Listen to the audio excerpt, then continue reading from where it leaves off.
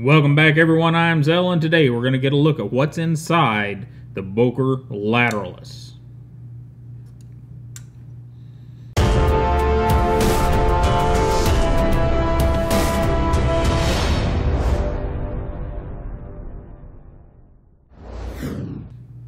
Alright guys, let's get to it. This is the Boker Lateralus. We already did one video on it, and I may do a full review on it. I may not. I don't know. I know a lot of you love this knife, and it's a great flicking knife with just an unbelievable action for its price.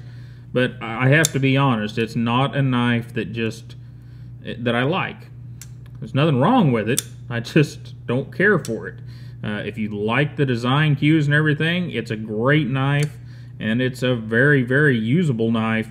But anyhow, what's inside? That's what we're here for today. And let's get a look at it. We have a T8 for our pivot, and it's a single-sided pivot, so it's a sleeve and pivot screw. We'll get the weehaw up there so you can see it. And they're using some pretty darn good screws, and we have T6s all around for everything else. Those T6s are very good and tight, but they are a little shallow. Not digging the shallow bit. You know, open up for safety, don't cut yourself. And let's get this thing apart. Starting with the pivot screw, we'll get that guy out. Set him aside. Oh, that was interesting. What the heck? Alright. So that is rubber. Like rubber. So I guess we got a little Trojan on there. Covering that screw, making it safe. Okay, that's interesting. I have to ponder on why they would have put that there, but anyhow, get our T6s, see if they're gonna, nope, they're gonna spin, aren't they? No, it's coming out. Ah, got a whole gaggle of Loctite on it, that's why. And this is a knife that has probably been apart before, so I wouldn't blame the gaggle of Loctite on Boker.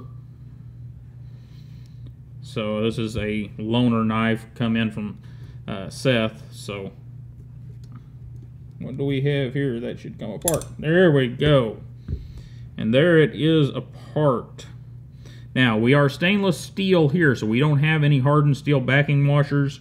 All we have is one of those plastic raced washers.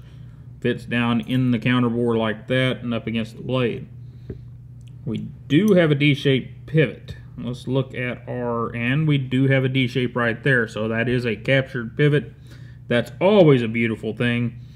And look how well they've milled out internally on this. I don't remember what the full weight of this knife was. I was thinking it was pretty heavy, but still, they have done what they could to lighten it up. That's well done and very, very nice. And there's our standoffs. Those are pretty nice too. Just standard spools, but nice touch instead of just having straight nothing in there. Why in the world is there a huge hole in the blade?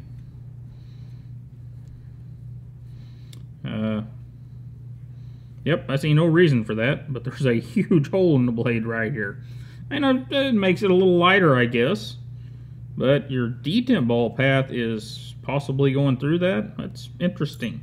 That's another thing to note here. We are stainless steel, so that detent ball is pressed right into the lock bar. And if I can see this, guys, I'm still, as of recording this, I'm still recovering from the Bell's palsy, so I don't know how well I'm going to see it or not. Yeah, it looks like they got it in there really, really well. No deformation of the lock bar, so that's very nice.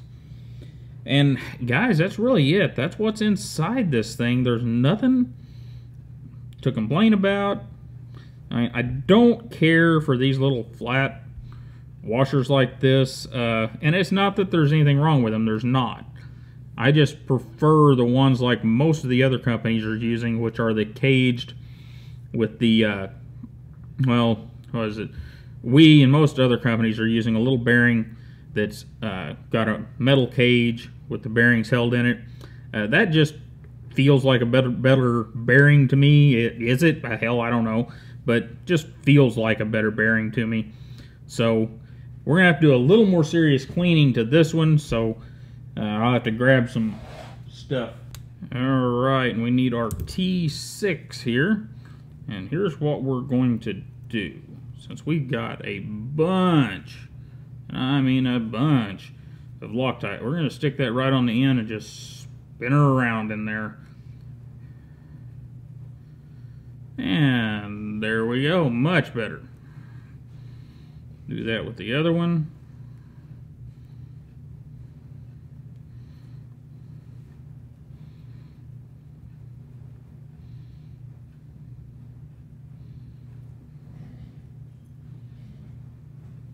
Very nice. I don't see anything on our pivot screw at all.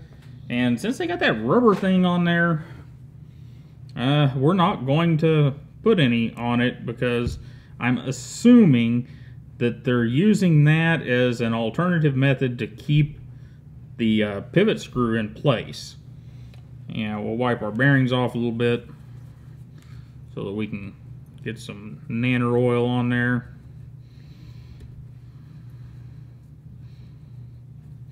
And you guys know the drill. I'm going to dope these screws up. And then, in fact, these are stainless. So I should be able to put them on the end of that and dope them up. That way I don't get my hands all sticky. This Vibrotite's some gummy, sticky stuff. There's one. And if I can get a hold of the other one, we get the other one up here and we'll do the same thing. There we go. And I like my titanium screws because, well, you can anodize them and all that kind of stuff. But that was rather slick. Anyhow, I'll be right back and we'll put this thing back together. Alright, let's get this guy back together. And what do we have? We have a pivot that we need to stick in there. And man, that is tight. That is really, really tight. That's nice to see it that tight. And we want to get this pointed up because our D shape is right here in this one. So if we point that approximately where it needs to go, we should be in good shape. We'll drop our lock pin. That stop pin doesn't, it's a lot of play in that stop pin. Let me show you this.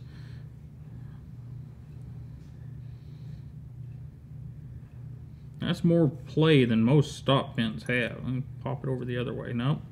It's got quite a bit of play either way. Doesn't seem to affect the knife any, but that is something to be aware of. We need our 10 weight nano oil. Put just a little bit down here. Got to get something out of there. A little bit there. We'll lay the bearing in. Put a few dots there. And drop our blade back in place. Still don't know what that big hole in the blade's for. That's interesting. And do the same over here. We'll put just a little bit right there. And just a little bit on the top side. And cap that stuff off. Get our 85 weight out and drop just and that's it. Down in the detent hole.